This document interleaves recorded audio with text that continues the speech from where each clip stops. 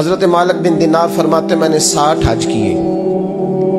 एक हज के मौके पर मैंने बड़ा रश देखा, लाखों का इज्तिमा हुआ। मेरी बातों की समझ तो आ रही है ना आप दोस्तों?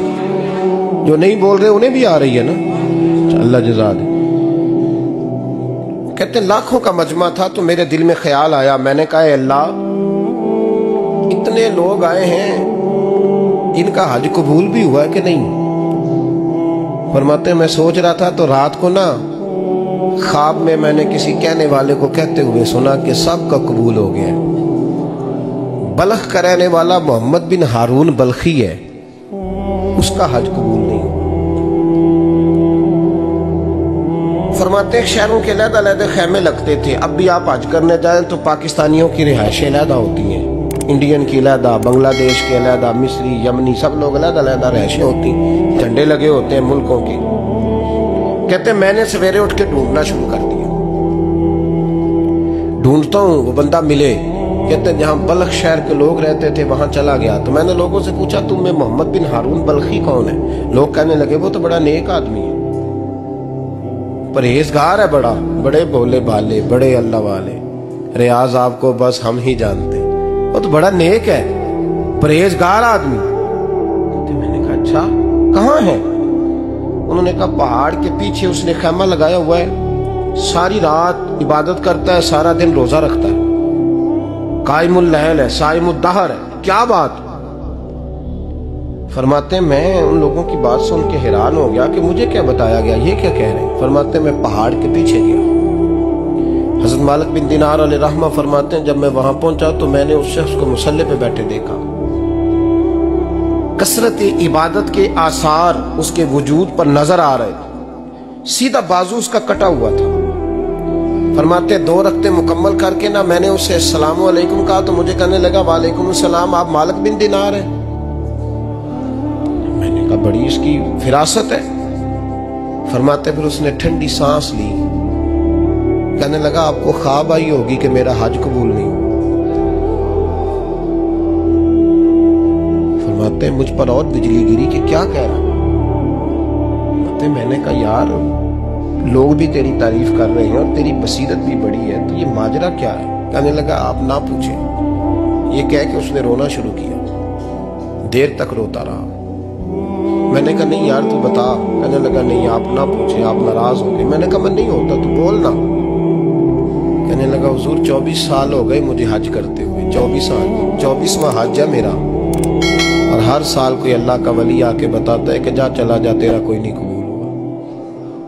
बेपरवाही वेख सज्जन दी जिथे किसे दी पेश ना जावे, उन्हें ताजा वाले दर दर रोले ते मंगते तख्त बिठावे। आजम किसे नु कारा मिलदा ही कोई काबे खाली आवे। कहते हैं उसने मुझे कहा हुजूर 24वां हज है, हर साल कोई बताता है। मैंने कहा तेरी गलती। कहने लगा मैं अपनी माँ का नाफरमान। मैंने कहा वाकया क्या हुआ? कहने लगा हजरत अल्लाह ने मुझे दौलत दी, माल दिया, जमीनें दी तो मैं अय्याश हो गया। इमाम मालिक बिन दिनार रहमतुल्लाह अलैह फरमाते मुझसे, कहने लगा पैसे आए तो मैं अय्याश हो गया।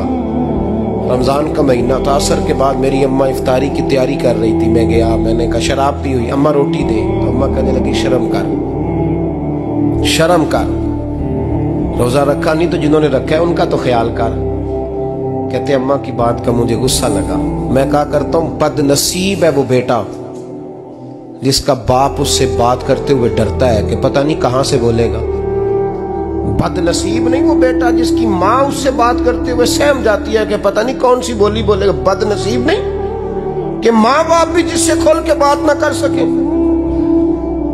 हजरत मालिक बिन दिनार से कहने लगा अम्मा ने जब कहा ना शर्म कर तो मुझे गुस्सा आया, मैंने माँ को थप्पड़ मारा और मेरी माँ जलते हुए तंदूर में गिरी। लोगों ने मुझे पकड़ के अंदर बंद कर दिया कमरे में। सारी रात में शोर सुनता रहा पर नशे में धोत रहा। सवेरे आंख खुली तो मेरी बीवी बैग बांध रही थी। मैंने कहा कहाँ जा रही हो? कहने लगी जो माँ का नहीं बना मेरा कैसे बनेगा? वो मैंने कहा मेरी अम्मा का वो तो लोगों ने रात को ही दफन कर दी जनाजा पढ़ के। तड़प के कहने लगा मुझे क्यों नहीं बताया? तो कहते हैं लोग कहने लगे तेरी मरती हुई माँ कह गई थी इसे मेरा मुंह ना देखने देना। मेरे जनाजे के करीब ना आए। हजरत मालिक बिन दिनार फरमाते हैं, जब उसने ये बात सुनाई तो मैंने भी उसके मुंह पे थप्पड़ मारा। मैंने कहा तो इसी काबिल है। कहते हैं वो रोने लगा, हुजूर दुआ करे अल्लाह मुझसे राजी हो जाए। कहने लगा जब माँ की इंतकाल की खबर मिली तो मैंने कुल्हाड़ी लेके वो हाथ काट दिया जिससे माँ को मारा था। मैंने सारी जायदादें खिरात कर दी। 24 साल हो गए, 24 साल सारी रात नमाज पढ़ता हूँ, रोजा रखता हूँ, हज करता हूँ, पर हर साल कोई आके कहता है जा दौड़ जा, तेरा कोई नहीं कबूल हुआ। हुजूर दुआ करे मालिक राजी हो जाए। फरमाते मैं थप्पड़ मार के आ गया। मैंने कहा तुझसे राजी हो जाए इतने जालिम से? इमाम मालिक फरमाते रात को आके सोया तो मुझे ख्वाब में रसूल पाक का दीदार हुआ। तो नबी पाक अलैहिस्सलाम ने फरमाया मालिक तू उसे मायूस क्यों कर आया है, अल्लाह तो बड़ा मेहरबान है। कहा हुजूर माँ के नाफरमान को माफी कैसे मिलेगी? तो इमाम मालिक फरमाने लगे नबी करीम ने फरमाया जा उसे जाके बता दे तुझे कयामत में तेरी माँ की वजह से बख्श दिया जाएगा। कहा हुजूर अम्मा की वजह से किस तरह?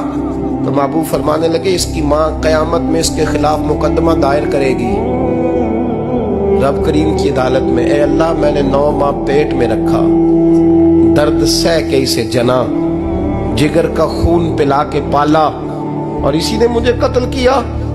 रब करीम इसकी माँ का मुकदमा सुन के कहेगा उठाओ इसको दोज़ख में फेंको, इसने माँ जलाई थी इसे भी जलाओ। महबूब फरमाने लगे जब पकड़ करके मालिक उसको मोहम्मद बिन हारून को लोग ले जाएंगे ना जहन्नम की तरफ, अभी फरिश्ते घसीटेंगे ही तो पलट के फिर अम्मा की तरफ देखेगा और दूसरी दफा फिर घसीटेंगे तो पलट के देखेगा और तीसरी दफा फिर पलट के कहेगा अम्मा ये मुझे जलाने लगे, अम्मा ये जहन्नम में फेंकने लगे।